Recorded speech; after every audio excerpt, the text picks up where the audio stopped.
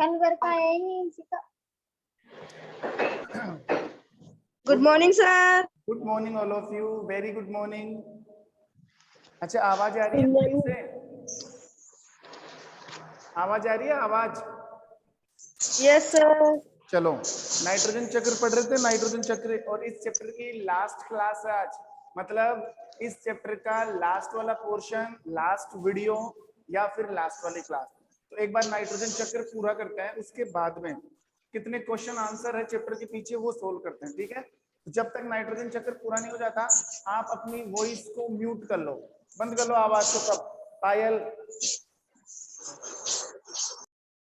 और किसने आवाज अनम्यूट कर रखी है? ठीक है, चलो पढ़ते हैं नाइट्रोजन साइकिल।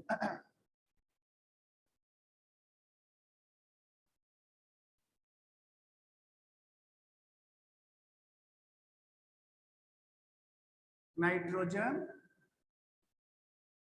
चक्र।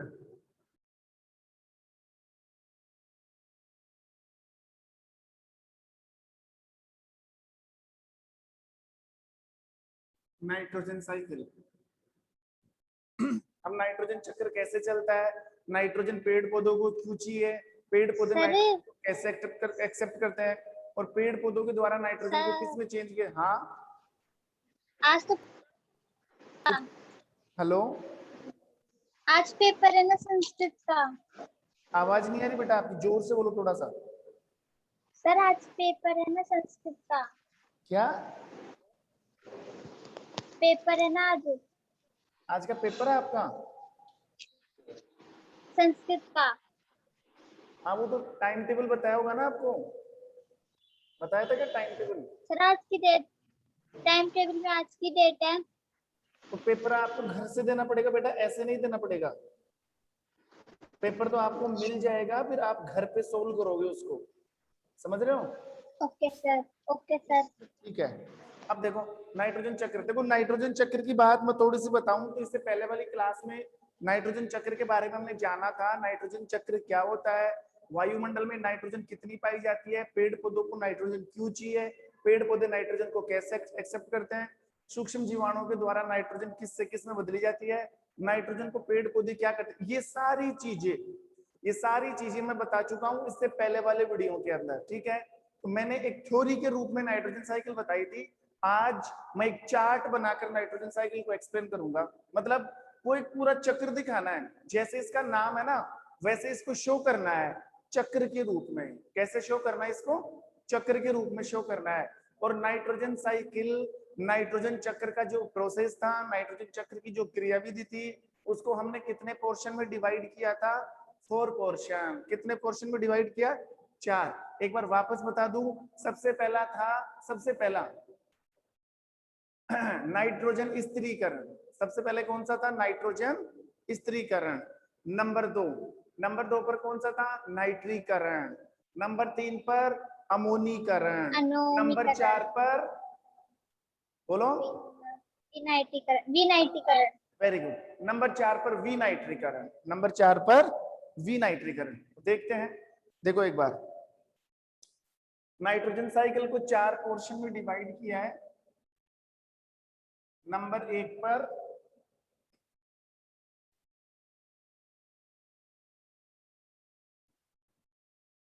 नाइट्रोजन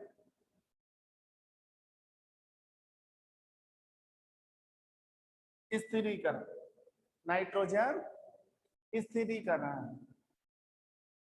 नंबर 2 पर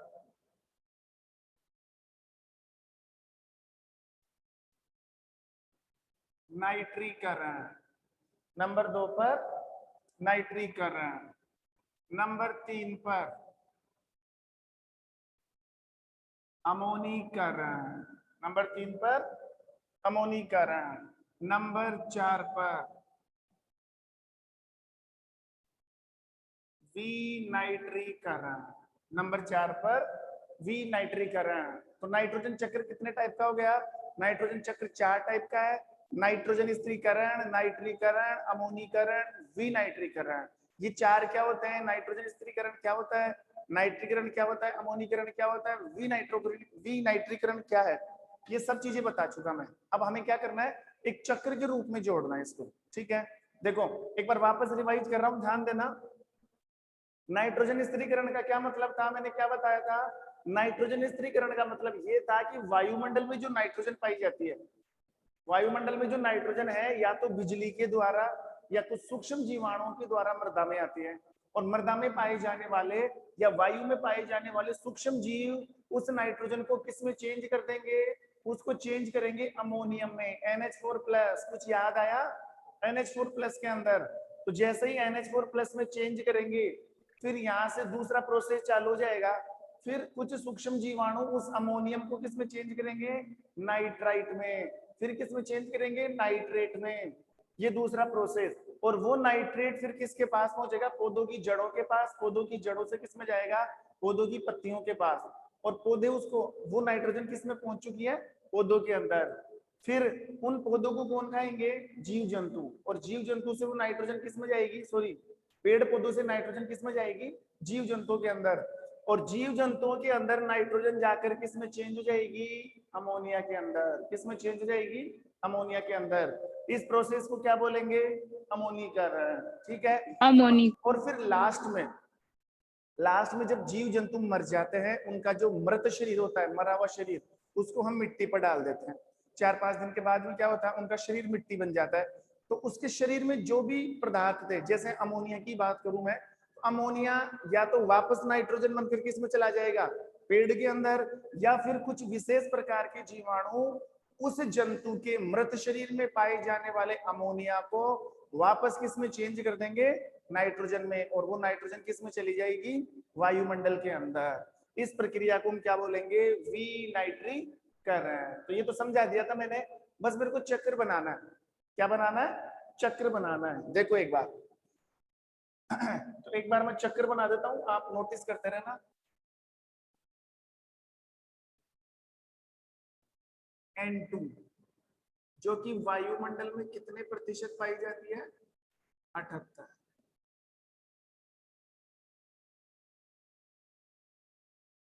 78%, ठीक है।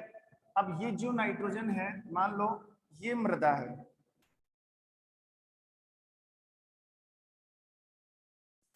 ये मृदा है और ये पादप है यहाँ पे।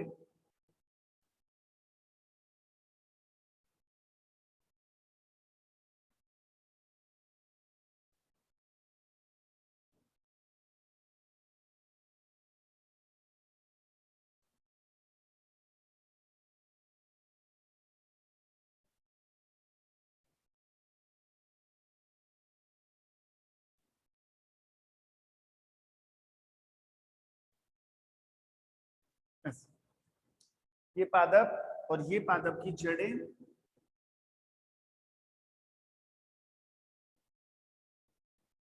और ये क्या है, ये है भूपर्पटी, यानी कि मृदा या स्थल मंडल का लेवल है, ऊपर वाला स्तर है जिस पर हम रहते हैं। ये लो यहाँ से प्लांट बना दो थोड़ा सा।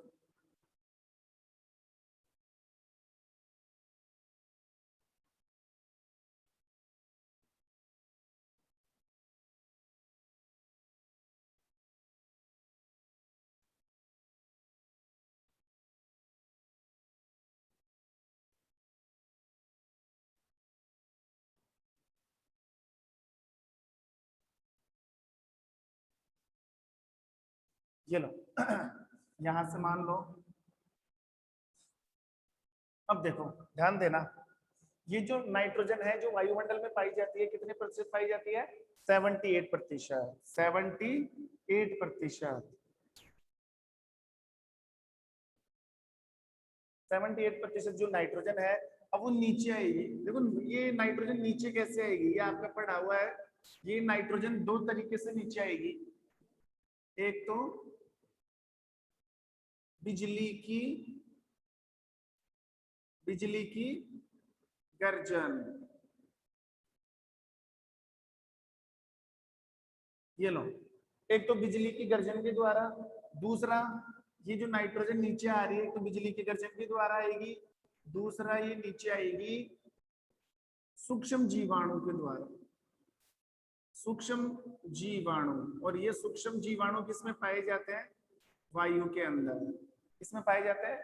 वायु के अंदर। ठीक है, देखो ध्यान देना, बिजली की गर्जन से, बिजली की कड़कन से ये नाइट्रोजन किसमें आ गई? मृदा के अंदर। किसमें आ गई? मृदा के अंदर। वायु में पाए जाने वाले कुछ विशेष प्रकार के सूक्ष्म जीवाणुओं ने इस नाइट्रोजन को छोड़ दिया किसके अंदर? मृदा के अंदर। किसमें छोड़ दिया? मृदा के अंदर। तो देखो ये जो नाइट्रोजन है ऊपर, ये पृथ्वी है, ये मृदा है, ये पृथ्वी की सतह है जिसके ऊपर हम रहते हैं। इससे जैसे ही आप ऊपर जाओगे आपको क्या मिलेगा? वायुमंडल मिलेगा। क्या मिलेगा?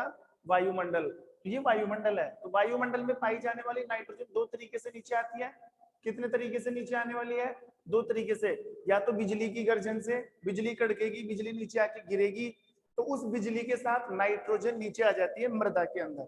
या फिर हवा में पाए जाने वाले सूक्ष्म जीव, वायु में पाए जाने वाले सूक्ष्म जीव इस नाइट्रोजन को चेंज करेंगे किसके अंदर? मृदा के अंदर। लेकिन ध्यान रखना, ये जो नाइट्रोजन है जैसे ही मृदा के अंदर आएगी ये चेंज हो जाएगी किसके अंदर? बताओ, आंसर दो, किसके अंदर? बताओ हिमांशी, किसके अंदर चेंज होगा ये? अमोनियम। बस अमोनिया। ये नाइट्रोजन जो है, मान लो, देखो समझना ध्यान से, ये नाइट्रोजन यहाँ पर आ चुकी है, ये नाइट्रोजन यहाँ पे आ चुकी है, लेकिन इन सूक्ष्म जीवाणुओं ने और इस बिजली की कड़कन ने इस नाइट्रोजन को चेंज कर दिया किसके अंदर? NH4+ में। किसमें चेंज कर दिया? NH4+ में। इस प्रक्रिया को हम क्या बोलेंगे? मतलब यहां से लेकर नाइट्रोजन का इस अमोनियम में चेंज होना, नाइट्रोजन का इस अमोनियम में चेंज होना क्या कहलाता है? इसमें चेंज होना कहलाएगा नाइट्रोजन स्थिरीकरण। नाइट्रोजन स्थिरीकरण क्या कहलाएगा? ये नाइट्रोजन स्थिरीकरण। मतलब पहला पोर्शन कंप्लीट हो चुका है। अब देखो दूसरे पोर्शन में क्या होगा? नाइट्रीकरण। अब नाइट्रीकरण में क्या होगा? कुछ विशेष प्रकार के सूक्ष्म जीव इस अमोनियम को पहले किस में चेंज करेंगे? नाइट्राइट में। और फिर नाइट्राइट को किस में चेंज करेंगे? नाइट्रेट के अंदर। इसका नाम तो है अमोनियम। इसका नाम तो क्या है? अमोनियम। अब ध्यान देना, कुछ विशेष प्रकार के सूक्ष्म जीव इस NH4 को किस में चेंज करेंगे? NO2 माइनस, NO2 माइनस में। किस में चेंज करेंगे? NO2 माइनस में। और ये चेंज कौन कर रहे हैं? सूक्ष्म जीवाणु। सूक्ष्म जीवाणु। फिर इस NO2 को किस में चेंज किया जाएगा? NO3 माइनस में। NO3 माइनस में किस में चेंज किया जाएगा? NO3 माइनस में। NO2 माइनस का नाम है नाइट्राइट। नाइट्राइट। इसका नाम है नाइट्रेट। एक का नाइट्राइट और एक का नाम है, यहां से दिख नहीं रहा होगा,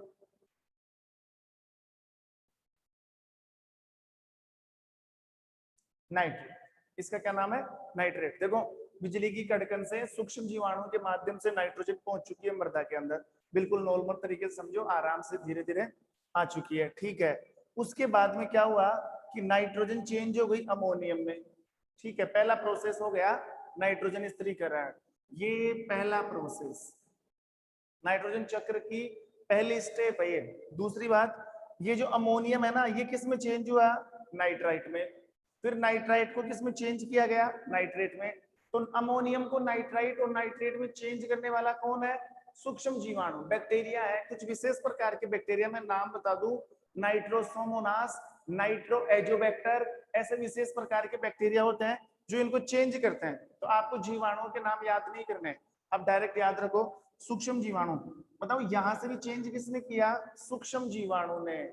अब यहां से लेकर इस अमोनियम से लेकर यहां तक के प्रोसेस को आप क्या बोलोगे? अमोनियम से, हाँ नाइट्रीकरण। ये प्रोसेस कौन सा था? नाइट्रीकरण। नाइट्रीकरण। ये प्रोसेस दिख नहीं रहा होगा आपको। नाइट्रीकरण। देखो इस प्रोसेस को हम बोलेंगे नाइट्रीकरण। क्या बोलेंगे इसको? नाइट्रीकरण। नाइट्रीकरण। ठीक है, हो गया दो का, ये भी कंप्लीट। अब किस में आना में? अमोनीकरण में। अब ध्यान देना, ये जो नाइट्रेट है ना, नाइट्रेस, इस नाइट्रेट को ये पेड़ पौधों की जड़ें एक्सेप्ट कर लेंगी। पेड़ पौधों की जो जड़ें हैं वो इस नाइट्रेट को ले लेगी। अब ये नाइट्रेट किसके अंदर चला गया? पेड़ के अंदर, जड़ों के अंदर। जड़ों से नाइट्रेट किस में पहुंचेगा? पादप की के अंदर। अरे आवाज बंद करो, आवाज बंद करो सोनू, आवाज बंद करो।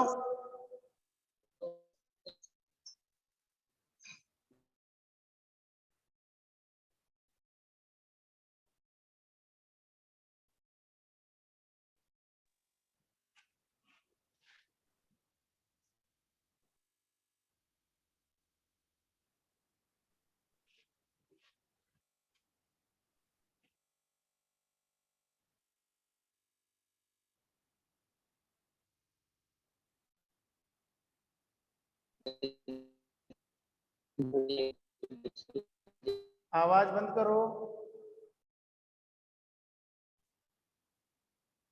मंदिर के रास्ते रुको, जल्दी से दे।